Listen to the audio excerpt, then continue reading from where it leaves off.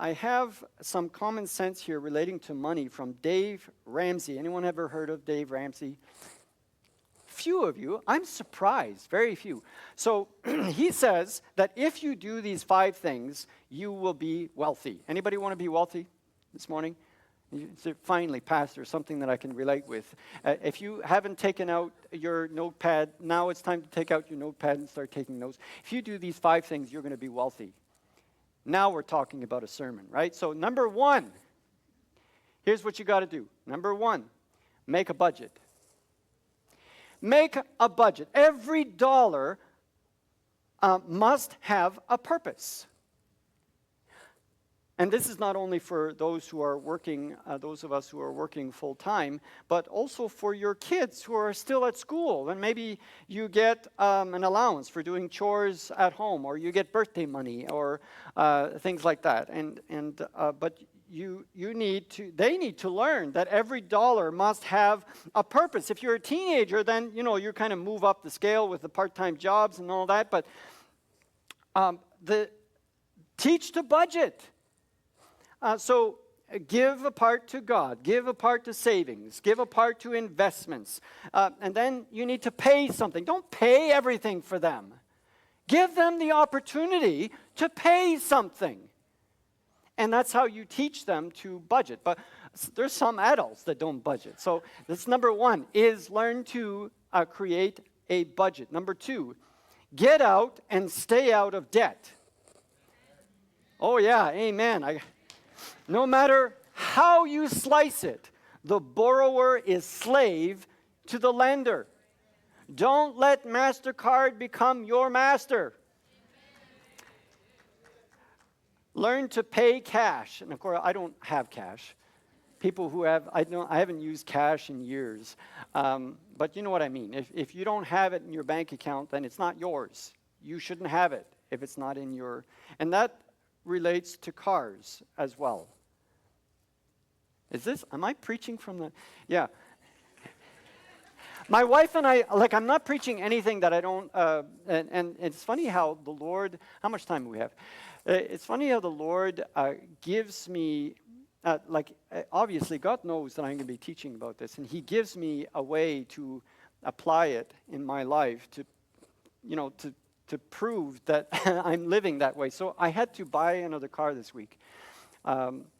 Long story, but my first one got smashed, and so the insurance gave us an amount of money. You know how that works, right? They don't give you the amount of money you paid for the car, but they gave me an amount of money, and we went out and bought a car. You know how easy it is? Oh, just 2,000, 3,000, 4,000 more. Look what I could get. No. We need to buy something that we can pay for, that we have money for, right? Anyways, this is what Proverbs chapter 6 says. Proverbs chapter 6. My son, if you have put up security for your neighbor, if you have shaken hands and pledged for a stranger, you have been trapped by what you said, ensnared by the words of your mouth. This is just an old-fashioned way of saying you're in debt. Okay, here it's a stranger, some stranger. Still a stranger, okay? The guy at the bank is a stranger. Right? But so it's a way of describing someone that's gotten into debt. This is what you need to do. So do this, my son, to free yourself, since you have fallen into your neighbor's hands. Go to the point of exhaustion and give your neighbor no rest. Allow no sleep to your eyes, no slumber to your eyelids. Free yourself like a gazelle from the hand of the hunter, like a bird from the snare of the fowler. Wow. Get out of debt. Get out of debt. Okay, so that's number 2. Number 3, work on quality relationships. Now, this is an interesting one, and at first I didn't see the connection with finances, but there is. What Ramsey is basically saying is that your relationships will affect your finances more than almost anything else. If you hang out with someone struggling with addictions, you will end up broke just like they are. If you spend most of your time with people who don't believe in education, You will end up believing the same things that they do, and you're going to end up living with the same financial limitations that they have. If you spend all your time making money and forget about your family, guess what? She's going to divorce you. And she's going to take half of everything you thought you had.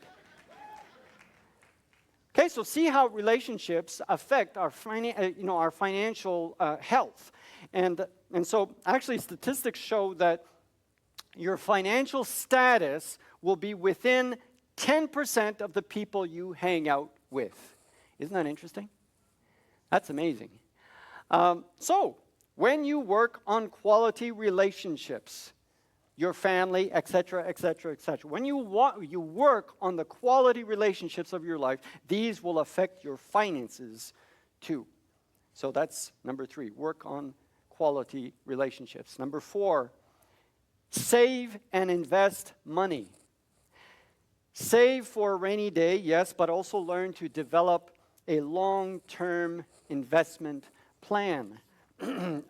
Proverbs 21 says, the wise store up choice food and olive oil, but fools gulp theirs down. In other words, it just burns a hole. It burns a hole in their pockets. As soon as they got to spend it. And young people often are like that. But if you do that when you're young, you learn as an adult to do the same thing. Coming back to budgeting, discipline. The discipline of investing is just as important. Number 5, the last one, is to learn to be generous. Learn to be generous. And I think that this last point feeds into number 3, the quality relationships part, because, people want to be around a generous person, right? Proverbs 11, one person gives freely, yet gains even more. Another withholds unduly, but comes to poverty. A generous person will prosper. Whoever refreshes others will be refreshed themselves. Yeah. So a generous person will prosper because they have already become mature in the stewardship of their finances.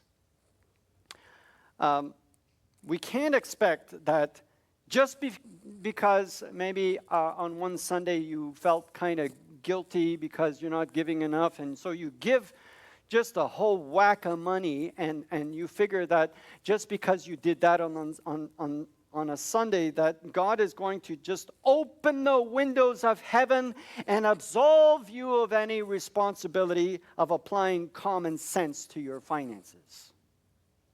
It's not true. That's not the way it works, no matter what televangelist told you that. Christian generosity happens within the context of good stewardship.